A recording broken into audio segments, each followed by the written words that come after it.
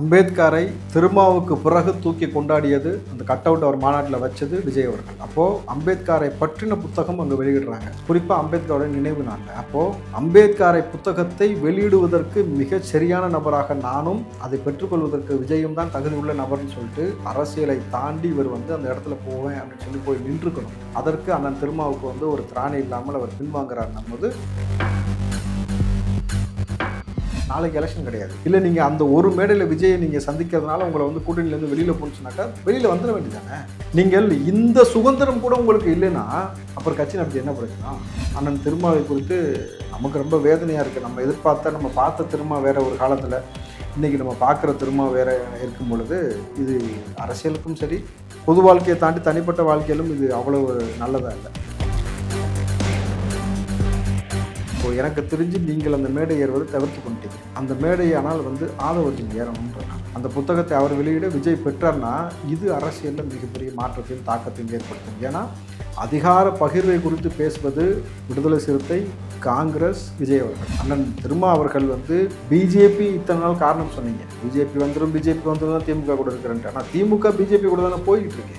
நீங்கள் கூட்டணி கட்சிகளோடு சேர்ந்து ஆளுநர் மாளிகையில் தேநீர் விருந்தை புறக்கணிக்கிறோம் திமுக சொல்லிட்டு கடைசியில் கூட்டணி கட்சியை புறக்கணிச்சு ஆளுநர் மாளிகை தேநீர் விருந்துக்கு திமுக போயிருச்சு. அப்போ இவர்கள் அந்த பக்கம் போகலாமா? ஆனால் திருமா ஒரு புத்தக வெளியீட்டில் கலந்து கொள்ளக்கூடாதாமா? திருமாவுக்கு முதல்வர் கனவு இருக்கின்றது திரும்ப பல இடத்துல பதிவு பண்ணியிருக்கிறாரு. ஏன் திமுக மட்டும்தான் ஆளணுமா, வேறு கட்சி ஆளக்கூடாதா அப்படின்னு சொல்லி ஆதவர்ஜினும் ஒரு பக்கம் கேட்குறேன். ஆமாம், நான் முதல்வராக நிற்பதில் எனக்கு என்ன பிரச்சனை, நான் ஏன் நிற்கக்கூடாது, இத்தனை ஆண்டு கால அனுபவம் இருக்குன்னு சொல்லி உங்களால் வெளிப்படையாக உங்கள் கட்சி தொண்டர்கள் மத்தியில் பேசவே முடியாத ஒரு சூழல்னா அப்போ நீங்கள் அம்பேத்கரை உள்வாங்கினதில் என்ன பிரச்சனை?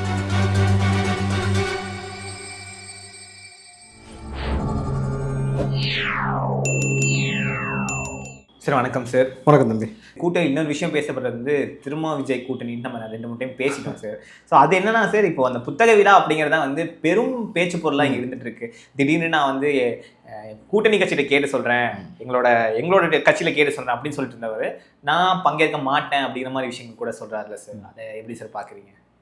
அம்பேத்கரை திருமாவுக்கு பிறகு தூக்கி கொண்டாடியது அந்த கட் அவுட் அவர் மாநாட்டில் வச்சது விஜய் அவர்கள். அப்போது அம்பேத்கரை பற்றின புத்தகம் அங்கே வெளியிடுறாங்க, குறிப்பாக அம்பேத்கரோட நினைவு நாளில். அப்போது அம்பேத்கரை புத்தகத்தை வெளியிடுவதற்கு மிக சரியான நபராக நானும், அதை பெற்றுக்கொள்வதற்கு விஜயும் தான் தகுதி உள்ள நபர்னு சொல்லிட்டு அரசியலை தாண்டி இவர் அந்த இடத்துல போவேன் அப்படின்னு சொல்லி போய் நின்றுக்கணும்.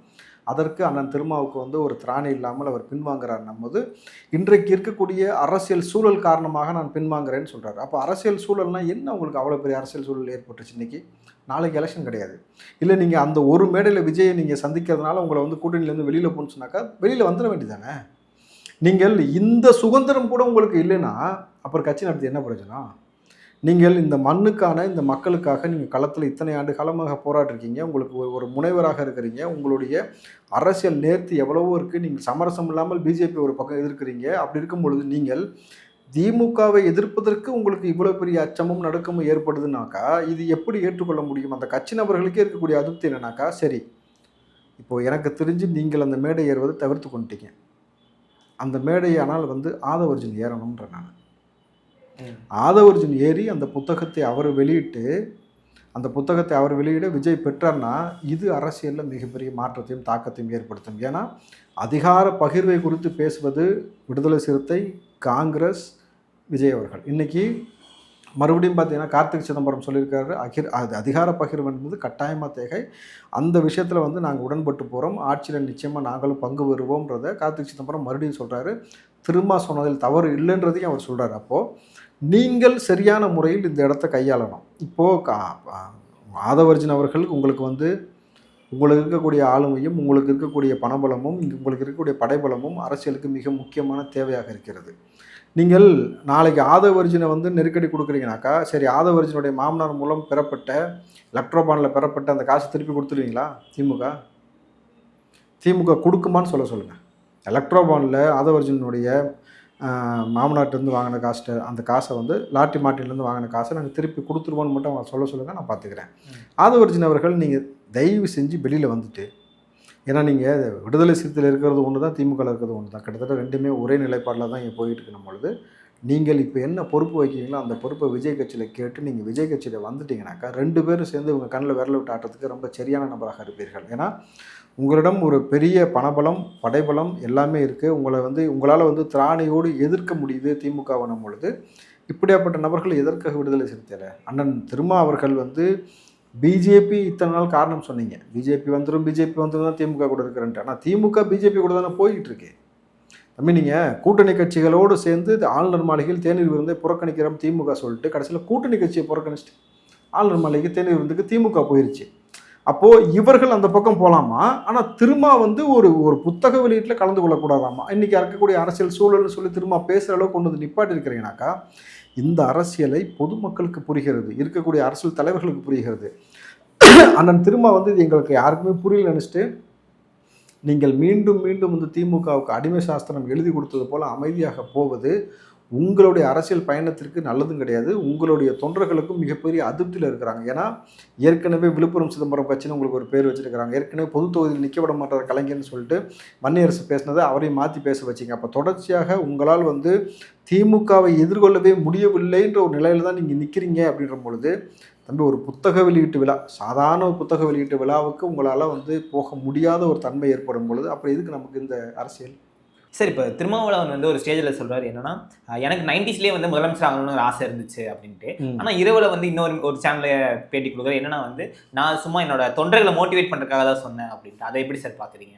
திருமாவுக்கு முதல்வர் கனவு இருக்குன்றது திரும்ப பல இடத்துல பதிவு பண்ணியிருக்கிறாரு. ஏன் திமுக மட்டும்தான் ஆளணுமா, வேறு கட்சி ஆளக்கூடாதா அப்படின்னு சொல்லி ஆதவர்ஜனும் ஒரு பக்கம் கேட்குறாரு. ஆதவர்ஜன் சொல்லும்பொழுது என்ன சொல்கிறாருன்னா, பிரச்சனை வரட்டும் தான் நான் பேசுகிறேன், வரட்டும். ஏன்னா ஒரு குடும்பம் தான் ஆளுறதுக்கு பிறந்திருக்கான்னு அவர் கேள்வி வைக்கிறார். இதே திரும்ப அவர்கள் போன மக்கள் நல கூட்டணி விஜயகாந்தோடு இருக்கும்பொழுது அவர் சொன்ன வார்த்தை, திமுக என்பது கொடிய விஷப்பாம்பு. ஸோ அந்த கொடிய விஷப்பாம்பிடமிருந்து மக்களை காப்பாற்ற வேண்டும். அப்போ உங்களுக்கு ஒரு தெளிவான புரிதல் இருந்துச்சு. இன்றைக்கி அந்த புரிதல் எல்லாமே மட்டுப்பட்டு போய் இன்றைக்கி நீங்கள் அதை விட்டு வெளியில் வர முடியாமல், ஆமாம் நான் முதல்வராக நிற்பதில் எனக்கு என்ன பிரச்சனை, நான் ஏன் நிற்கக்கூடாது, இத்தனை ஆண்டு கால அனுபவம் இருக்குன்னு சொல்லி உங்களால் வெளிப்படையாக உங்கள் கட்சி தொண்டர்கள்ட்ட மத்தியில் பேசவே முடியாத ஒரு சூழல்னால், அப்போ நீங்கள் அம்பேத்கரை உள்வாங்கினதில் என்ன பிரயோஜனம் இருக்குது? அம்பேத்கரை உள்வாங்கினதே எதுக்கு? இந்த அடக்குமுறையிலேருந்து வெளியில் வரணும் தானே. அப்போ நீங்கள் சொல்லக்கூடிய வார்த்தை எல்லாம் என்ன வார்த்தை?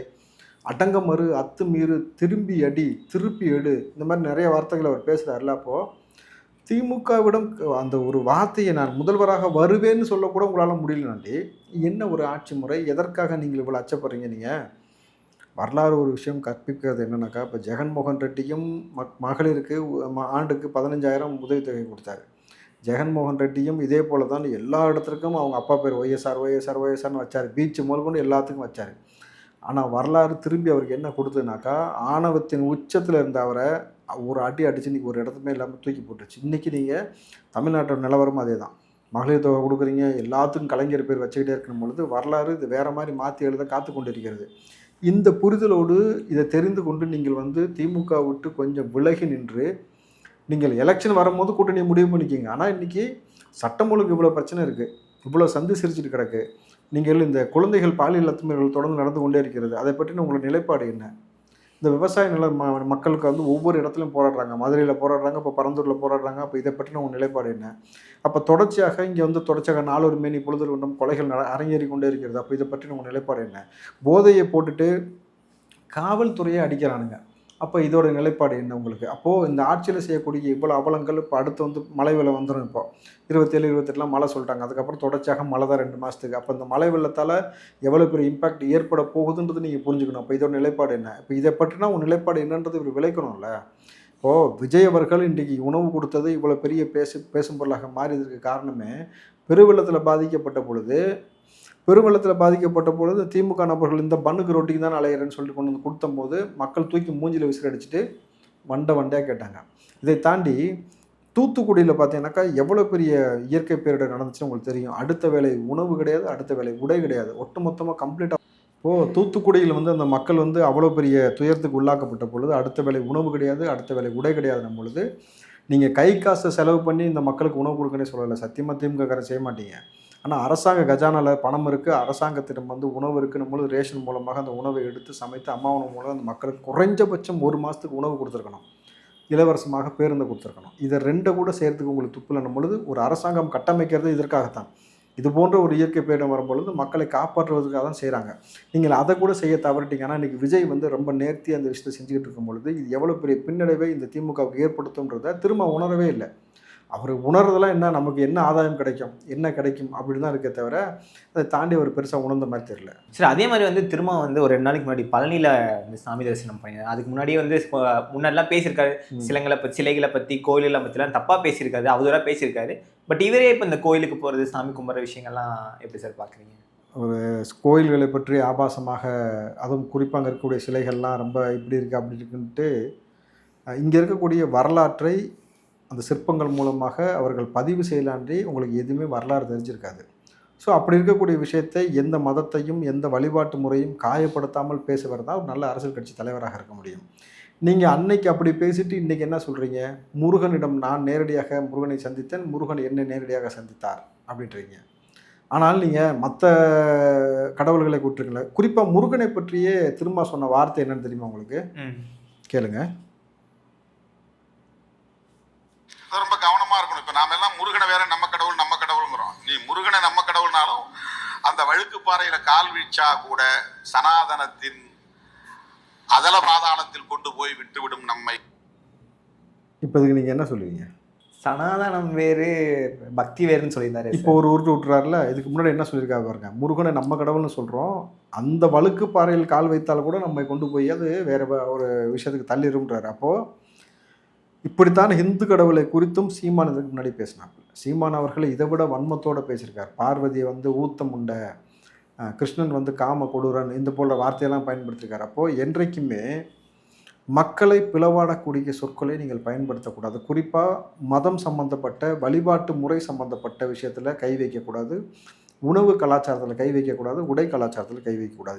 இதை நீங்கள் எதை செஞ்சாலும் உங்களுக்கு வீழ்ச்சி என்பது நிச்சயம், வளர்ச்சி அதுக்கப்புறம் வராது. ஏன்னா இது பெரும் ஒரு சமூகம் வந்து ஒரு தூக்கி கொண்டாடக்கூடிய, வழிபடக்கூடிய, வணங்கக்கூடிய விஷயம். ஒரு மனிதன், தனி மனிதன் தான் முடிவு செய்யணும் எந்த வழிபாட்டு முறைக்குள்ளே போகணும், யாரை வணங்கணும்னு அவனுடைய சாய்ஸ் இது வந்து. அப்படி தான் நீங்கள் அரசியலமைப்பு சட்டமாக உனக்கு சுதந்திரம் கொடுத்துருக்கு. ஆனால் நீங்கள் இப்படி பேசிட்டு இன்றைக்கி முருகர்கிட்ட போய் நின்றுட்டு, அப்போது திமுகவும் இப்படி தான் பகுத்தறிவு பேச்சு, கடைசியில் முருகர் மாநாடு எடுத்துச்சு, வேலை தூக்குனாங்க. இப்போ நாங்கள் மட்டும் வேலை தூக்கணும்னு எங்களை சங்கின் கழுவி ஊற்றுறாங்க, நீயும் போயாரும் ஒரு நிர்பந்தம் கொடுத்தாங்களான்னு தெரில, அதனால் இவரும் போனாரான்னு தெரில. அப்போ ஒட்டுமொத்தமாக இவர்கள் ஒரு கூடாரத்துக்குள், ஒரு கட்டமைப்புக்குள் வந்துட்டாங்கன்னும் பொழுது அண்ணன் திருமாவை குறித்து நமக்கு ரொம்ப வேதனையாக இருக்குது. நம்ம பார்த்த திருமா வேறு ஒரு காலத்தில், இன்றைக்கி நம்ம பார்க்குற திருமா வேறு இருக்கும் பொழுது இது அரசியலுக்கும் சரி, பொது வாழ்க்கையை தாண்டி தனிப்பட்ட வாழ்க்கையிலும் இது அவ்வளவு நல்லதாக இல்லை.